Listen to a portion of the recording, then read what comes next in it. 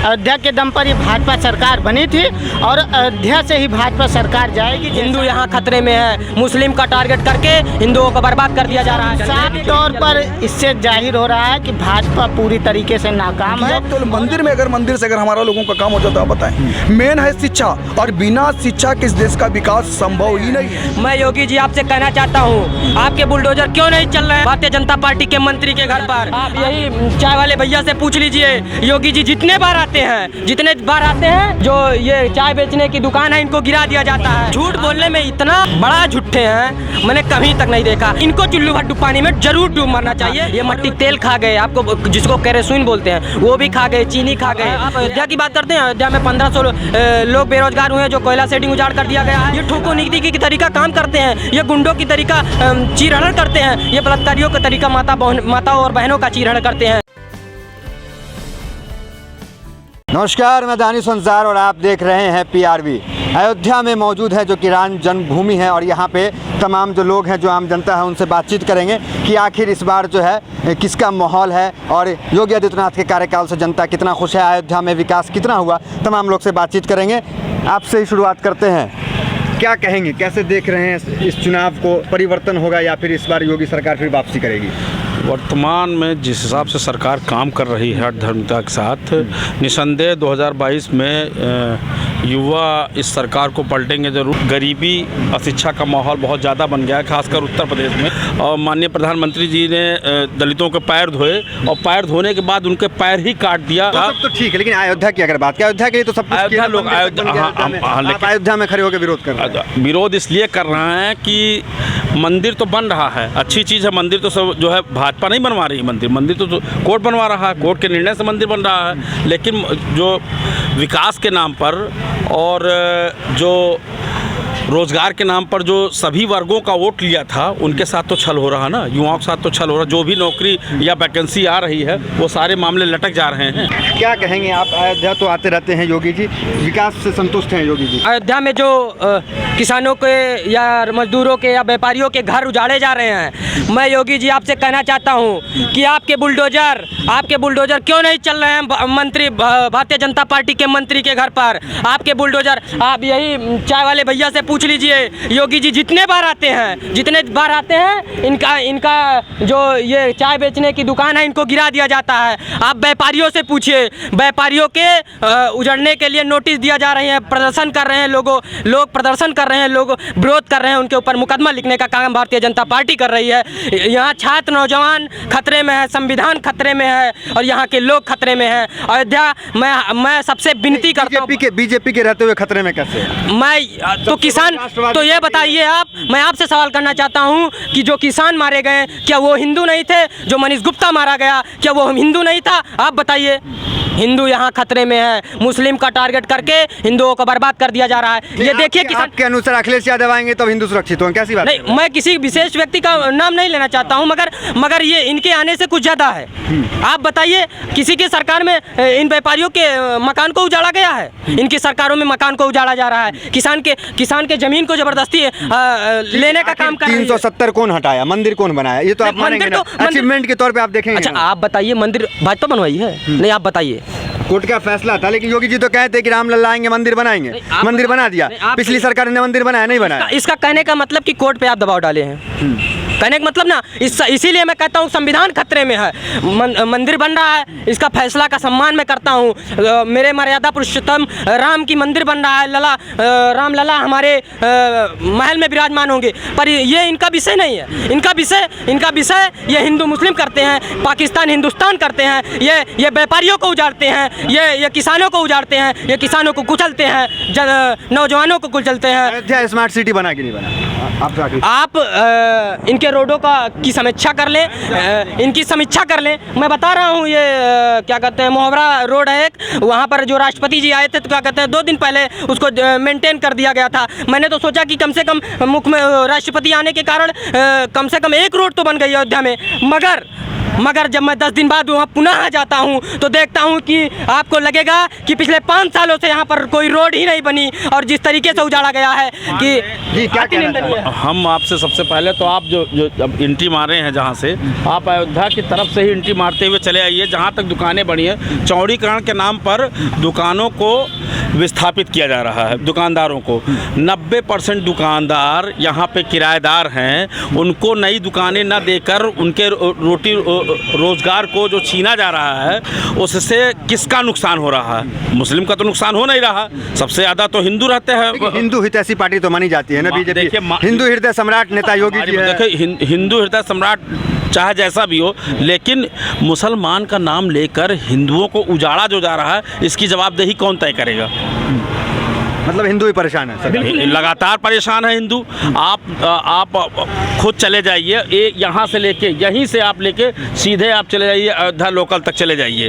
Ayodhya local तक आप जाएंगे, एक एक दुकानदार से अगर जब आप पूछेंगे तो उसके दर्द को आप तब महसूस कर पाएंगे कि जब आदमी का जो है रोजगार ही नहीं रहेगा तो अपने परिवार का पालन पोषण कैसे करेगा वो? मतलब महंगाई यहाँ भी अयोध्या की जनता ये महंगाई की मार झेल रही है। महंगाई की मार लगातार झेल रही है। अभी 2 दिन पहले 15 सिलेंडर के दाम बढ़े 15 रुपये, उसकी चर्चा नहीं होती। कश्मीर में हिंदू मारा जा रहा है क्योंकि 2022 नज़दीक है, उसकी चर्चा हो रही है। सब कुछ मुसलमान, अब कुछ दिन में, आने वाले दिनों में ऐसा भी ना हो जाए कि कह दें पाकिस्तान कल को कब्जा कर लेगा भारत के ऊपर, एक छोटा सा देश। नहीं, जब प्रधानमंत्री हैं 56 इंच का सीना है तो ऐसे कैसे होगा? 5.6 इंच का सीना है उनका, 5.6 इंच का सीना है। झूठ बोलने में इतना बड़ा झूठे हैं, मैंने कहीं तक नहीं देखा इनको। जो झूठा बाबा बैठा था एक, जो चुल्लू भर पानी में डूब मरा, वो तो मरा नहीं, मगर इनको चुल्लू भर पानी में जरूर डूब मरना चाहिए। और वो द्वीपोत्सव में आ रहे हैं और वही गंगा में उनको डूब मरना चाहिए, आत्मदाह करने लेना चाहिए। और अयोध्या की जनता उनसे भव्य स्वागत करेगी। लगातार आप दीपोत्सव के नाम पे जो अयोध्या को जो लगा के चूना उना करके मेंटेन कर देते हैं, लोकल सच्चाई आप सही से आप जाके देखिए, नया घाट पे सड़कें बैठ गई हैं एक ही बरसात में। इनके लोग पेपर आउट कराते हैं, इनके लोग दिखावा के रूप में गिरफ्तार होते हैं। एक परीक्षा में एक क्लर्क गिरफ्तार होता है, दूसरी परीक्षा जैसे होती है फिर से पेपर आउट हो जाता है। एक क्लर्क गिरफ्तार होता है, दूसरा क्लर्क फिर से। योगी राज में आनंद नहीं आ रहा आपको? बिल्कुल नहीं आ रहा है। मैं एक विद्यार्थी हूं और विद्यार्थी जीवन होने के नाते हम लोग बेरोजगार हैं। अपनी पूर्ण ईमानदारी से परीक्षा देते हैं और पूर्ण ईमानदारी परीक्षा देने के नाते हम लोग इस बेरोजगारी को झेल रहे हैं। बेहतरीन स्टूडेंट जो है कंपटीशन में नहीं आ पा रहे हैं, नकलची और पैसा दे करके जो बैकडोर से बच्चे आ रहे हैं। चलिए आप आगे आइए, क्या कहेंगे, कैसे देख रहे हैं इस बार जो चुनाव हो रहा है?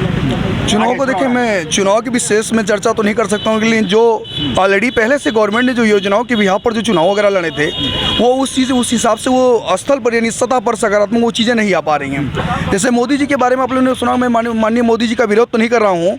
उन्होंने कहा 56% यानी 56 इंच का सीना, लेकिन वो 56% युवा के दम पर ही ये बात की जा रही, पूरे वर्ल्ड को ये बताया जा रहा है कि हमारे पास 56% युवा हैं। तो उन युवाओं को जब तक रोजगार नहीं मुहैया कराया जाएगा तब तक वर्ल्ड लेवल पर हमारी स्थिति कैसे आएगी? हम सुपर पावर के आगे क्या घुटने टेकें? इसका मतलब ये स्थिति है कि जो ये नौजवान जो हैं बेरोजगार हैं, जो पिछड़े समाज ऑलरेडी उसी सिचुएशन में पहले थे, आज भी उसी सिचुएशन में है। शिक्षा ही नहीं है तो देश का विकास कहाँ से होगा? आप बताएं। मूल तो शिक्षा है कि आप केवल मंदिर से अगर हमारा लोगों का काम हो जाता है, आप बताएं। मेन है शिक्षा, और बिना शिक्षा के इस देश का विकास संभव ही नहीं है। अच्छे दिन के जो वादे थे जो तमाम जनता को लाएंगे वो नहीं है अभी। हाँ, वो अच्छे दिन के वादे ना, वो हम कहें ना, उसको हम करके दिखाएं।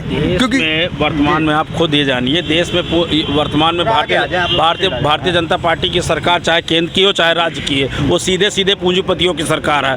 वह पिछले 15 सालों में जो है आउटगोइंग इनकमिंग जो कुछ भी था, वो आप मोबाइल को नेटवर्क के मामले, सोशल से उसके बारे में ही चर्चा करें, सब कुछ फ्री। आज जो है मोबाइल को जो है रिचार्ज करने के नाम पर भी पैसा वसूला जाता है। आप अपना मोबाइल चालू करने के लिए भी देश प्राइवेटाइजेशन की तरफ, जो निजीकरण की तरफ बढ़ रहा है, उससे कौन सा वर्ग सबसे ज़्यादा नुकसान उठाएगा? गरीब वर्ग। इस देश में आज भी गरीबी बहुत मजबूती से पांव पसार के है। लोग शिक्षित नहीं हैं, अशिक्षित हैं।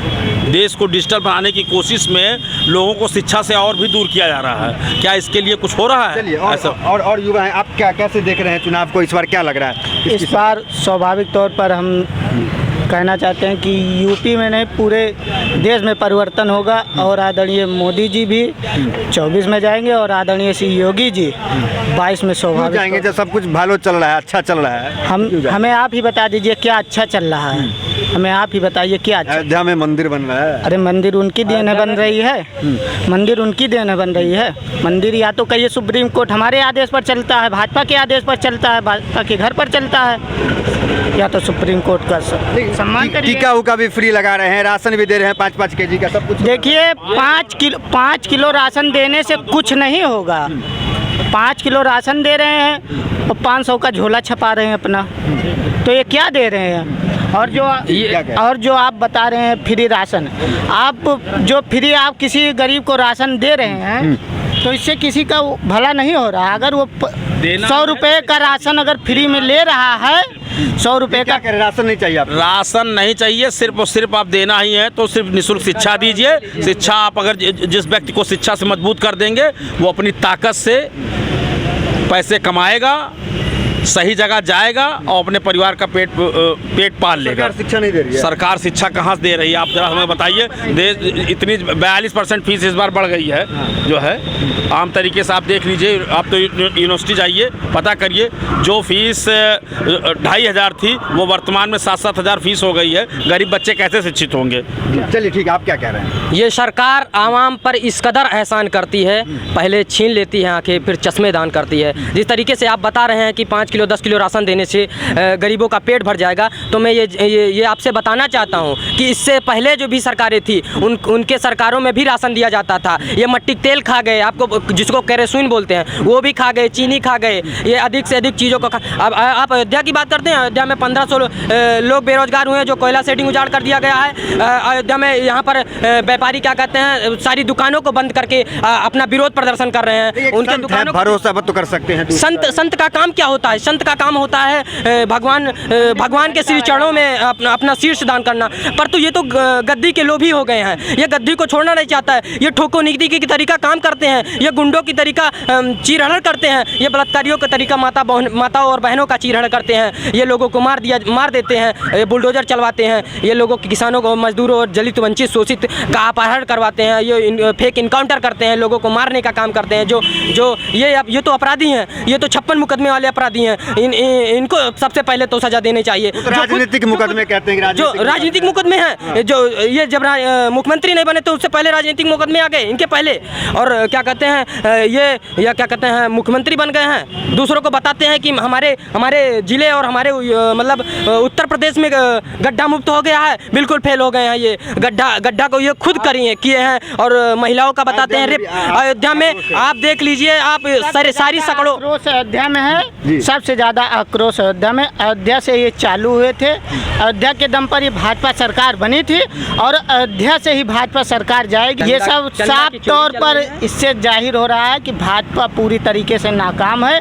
और अगर इस सरकार में किसी को फायदा हो रहा है और केवल भाजपा के कार्यकर्ता, भाजपा के नेताओं को, पूंजीपतियों का सिर्फ इनका फायदा हो रहा है। और शिक्षा के नाम पर सबसे बड़ी दलाली हो रही है भाजपा सरकार में।